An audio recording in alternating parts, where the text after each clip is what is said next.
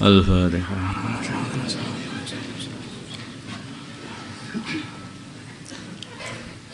Bismillahirrahmanirrahim.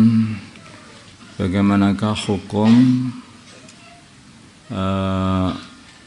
mengkonsumsi daging serigala? Maksudnya gitu ya? Ya. Jawab, hukum mengkonsumsi daging serigala adalah haram. Adapun hewannya dihukumi suci. Jadi serigala itu digolongkan kayak kucing begitu. Bukan seperti anjing, tapi seperti kucing. Haram tapi bukan najis, apa itu hewannya. Serigala ini hewannya agak besar. Ada yang mirip serigala tapi agak kecil sedikit. Namanya rubah. Serigala ini dalam bahasa Arab namanya sa'lab, sedangkan rubah itu apa? Ya, sa'lab itu yang rubah, sedangkan serigala yang dhi'b. Dhi'b itu serigala yang gede, yang agak gede. Sedangkan rubah yang kecil itu, atau dalam bahasa Inggrisnya fox ya, itu malah halal kayak kambing gitu.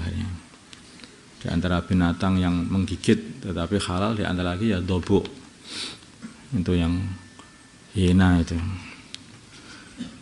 halal itu, tapi di sini nggak ada. Masalah mencabut jenggot ini nggak tahu kok ada pertanyaan makan serigala, memangnya pengen ada yang mau makan. Ini mana hukum saya? Jadi kalau kamu ngingu serigala itu ya tidak seperti anjing itu, nanti bisa dibelai-belai siapa gitu berarti. Tapi saya kira itu binatang ya itu buas, jadi mungkin liar juga. Wallahu a'lam. Masalah mencabut jenggot. Nanti hari ini ada orang-orang yang tidak mau tua, terutama yang merasa muda itu jenggot-jenggotnya dicabuti, terus dicukur, cabut, cukur, cabut. Ya, orang seperti ini kelihatannya banyak tertipu.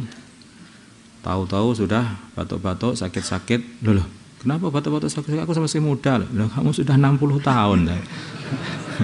Sudah 70 tahun. Aku belum punya jenggot. Jenggotnya sudah kamu cabuti, ya kamu nggak merasa tua, akhirnya nggak ada kesiapan. Jenggot itu kebanggaan laki-laki. Laki-laki itu berjenggot, perempuan tidak berjenggot. Jadi tambah gagah. Tapi sekarang itu ketika orang-orang Islam sama banyak yang berjenggot, orang-orang kafir sama berjenggot juga. Ikut-ikutan juga. Ternyata umat Islam selalu jadi inspirasinya orang-orang kafir itu. Orang Islam jenggot, pengen jenggotan. Coba lihat itu, jenggot mana-mana jenggot. Makanya orang Islam itu yang bangga diri, jangan malah ikut orang kafir. Mereka itu melihat kita kok. Agar terlihat lebih mudah lagi, banyak anak-anak muda atau bahkan orang yang sudah dewasa, bahkan tua pun,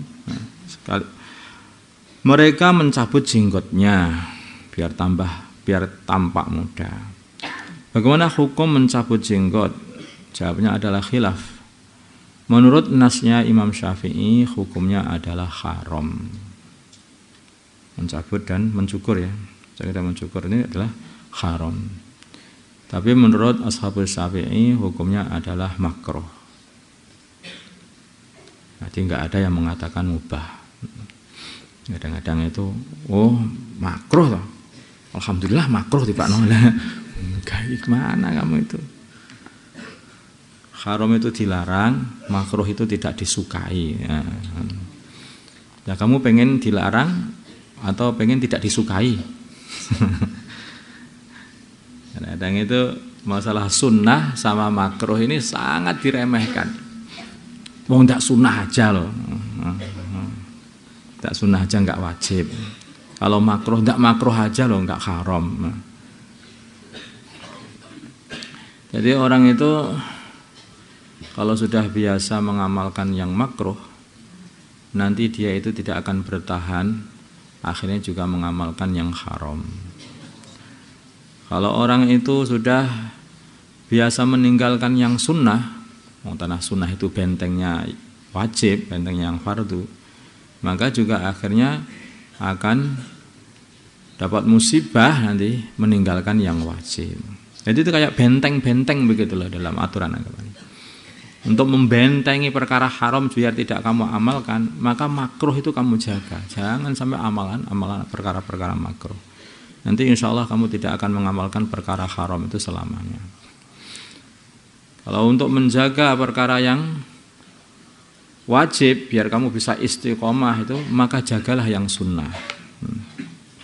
Paham insya Allah. Nah, ini perkara penting ini.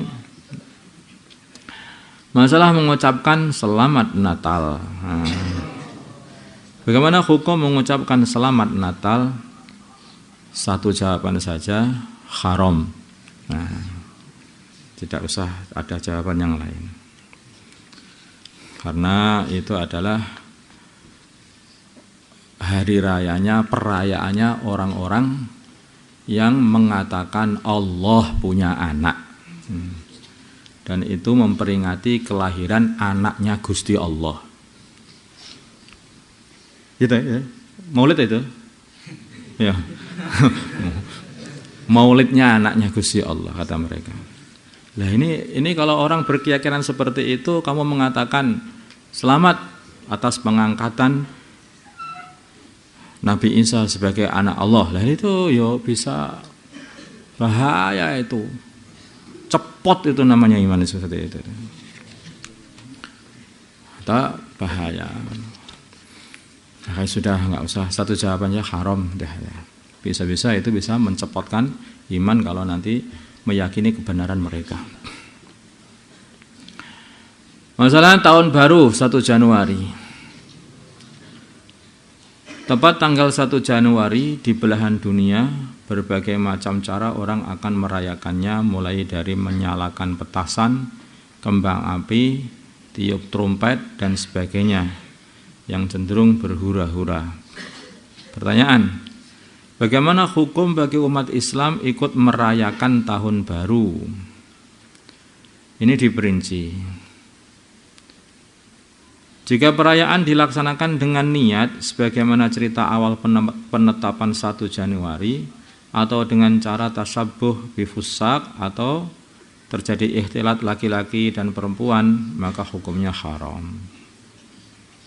Karena ceritanya itu penetapan 1 Januari itu ditetapkan untuk mengagungkan dewa yang disembah orang-orang Yunani dulu itu. Dewa Janus. Seperti itu. Nah, kamu merayakan atau mengagungkan, ikut mengagungkan dewa Janus. Nah, itu udah. Wah, itu malah bisa nyopot iman juga itu seperti itu. Malah bahaya itu. Karena mengakui adanya Tuhan selain Allah. Wallahu a'lam. Atau dengan cara tasyabuh dengan orang-orang fasik. Meniru-niru perbuatan orang fasik. Nah, ini juga haram. Jika perayaan dilaksanakan dengan tidak niat sebagaimana cerita awal penetapan 1 Januari, ya, penetapan 1 Januari, maka diperinci. Jika perayaan dengan cara Islam maka boleh. Jadi niatnya bukan karena merayakan. Saya kira kalau orang zaman sekarang itu sudah tidak tahu lah ceritanya 1 Januari itu nggak tahu. Kebanyakan. Mungkin kamu juga nggak tahu masalah ini. Yang artinya tahun baru begitu saja. Tahun baru begitu saja. Nah, kalau seperti itu bagaimana? Diperinci. Jika perayaan dengan cara Islam maka boleh. Jadi dengan mensyukuri nikmat Allah, alhamdulillah tahun ini, dalam 1 tahun ini kita bisa ibadah begitu banyak, bisa bersedekah begitu banyak, bisa membangun masjid 10 masjid, bisa seperti itu. Maka kita kumpul-kumpul di sini untuk mensyukuri dan berdoa kepada Allah supaya tahun berikutnya ini lebih barokah lagi ya, hidupan umur kita ini. Karena kebanyakan orang Islam zaman sekarang itu tidak tahu itu namanya tahun Hijriah itu. Kebanyakan umat Islam itu nggak tahu. Dulu umat Islam, kalau anak-anak pondok ya tahu lah. Kamu saya tanya, sekarang berapa Hijriah? Ayo, nggak tahu kan? Saya saja masih baca lagi ini. 1442 Hijriah. Itu perlu nyontek ternyata. Jadi karena yang kita tahu kalau tahun berapa ini? 2020, 2021, nah itu sudah paham, semuanya paham, anak kecil pun paham. Tapi kalau Hijriah banyak yang nggak ngerti, karena ngertinya tahun itu hanya tahun itu. Makanya banyak syukurannya orang-orang Islam pada waktu itu banyak juga yang dibuat ketika akhir tahun baru ini dan dimulai dari awal tahun baru juga. Kalau itu maksudnya seperti itu, untuk mensyukuri nikmat Allah atau untuk berdoa, ya boleh aja, nggak masalah. Tapi jika perayaan dengan cara yang tidak sesuai syariat Islam, maka tidak boleh. Seperti niru-niru cara perayaannya orang-orang fasik. Tuh ya, dengan apalah, Pak, dengan niup trompet kah atau dengan apa? Trompet itu biasanya orang-orang yang enggak benar yang niup. Iya, saya enggak ngerti itu. Benar apa enggak? Sesama tidak benar akan tahu sendiri insyaallah. Bagaimana hukum mengucapkan selamat tahun baru? Sekarang hukum mengucapkan selamat tahun baru. Jawab, diperinci. Jika ucapan tersebut dianggap sebagai perayaan hari rayanya Nasrani atau sebagai peringatan Dewa Janus, maka haram. Jika ucapan tersebut hanya untuk sekedar sebagai ganti tahun saja, maka tidak berdosa. Masalah hadiah Natal. Bagaimana hukum menerima hadiah Natal? Diperinci, jika menerimanya karena mengikuti orang kafir dari segi kekafirannya, artinya mengikuti kafirnya orang-orang kafir, maka mereka juga akan, orang yang berbuat ini juga kufur, ikut jadi kafir, lepas imannya. Karena dia mengakui ada Tuhan selain Allah, dengan begitu mengakui kafirannya orang kafir. Jika menerimanya karena mengikuti orang kafir, mengikuti satu perbuatan orang kafir dari segi hari rayanya saja, seneng-senengnya saja, tanpa memandang kekufuran mereka, maka hukumnya haram.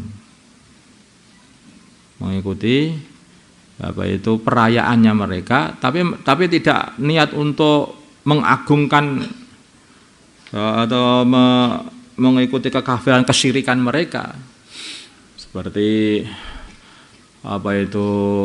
ikut merayakan lahirnya anaknya Gusti Allah tadi yang diyakini oleh orang kafir tadi. Nah, yang seperti itu bisa kufur. Tapi kalau nggak mandang itu sama sekali, pokoknya hanya seneng begitu saja karena tetangga-tangganya sama seneng, terus kemudian ikut mereka, itu haram. Ikut-ikut mereka senang-senang itu haram. Tanpa melihat tadi lah, atau sudah melihat atau mengakui atau bahkan ikut mengagungkan, itu bisa sampai kepada kufur. Jika tidak niat apapun, maka tidak berdosa. Jika tidak niat apapun, maka tidak berdosa juga. Tidak niat itu bagaimana? Yes, nggak niat, yes. Dikasih, yes. Oh ya, tengkor luwe sebenarnya tak pangane, dia nggak niat apa-apa, nggak ada apa-apa, hanya menerima gitu saja. Karena ada sebagian di saudara-saudara kita itu kan hidup di lingkungan orang-orang yang tidak Islam, sehingga mungkin dikasih hadiah apa, ada apa, itu ya kalau tidak niat apapun ya tidak dosa. Tapi kalau ikut meramaikan haram. Tapi kalau ngakui kekafiran mereka bisa kufur. Karena membenarkan kekafiran. اللهم صل على سيدنا محمد وعلى سيدنا محمد وصلى على سيدنا إبراهيم وعلى آل سيدنا إبراهيم وبارك على سيدنا محمد وعلى سيدنا محمد وبارك على سيدنا إبراهيم وعلى آل سيدنا إبراهيم في العالمين إنك حميد مجيد اللهم ارحم سيدنا محمد اللهم اغفر لهم سيدنا محمد اللهم أصلح سيدنا محمد ألف بين قلوبهم سيدنا محمد اللهم انصر أمة سيدنا محمد اللهم انصر سلطانا نصيرا صلى الله على سيدنا محمد نبي الأمي وعلى آله وصحبه وسلم الحمد لله.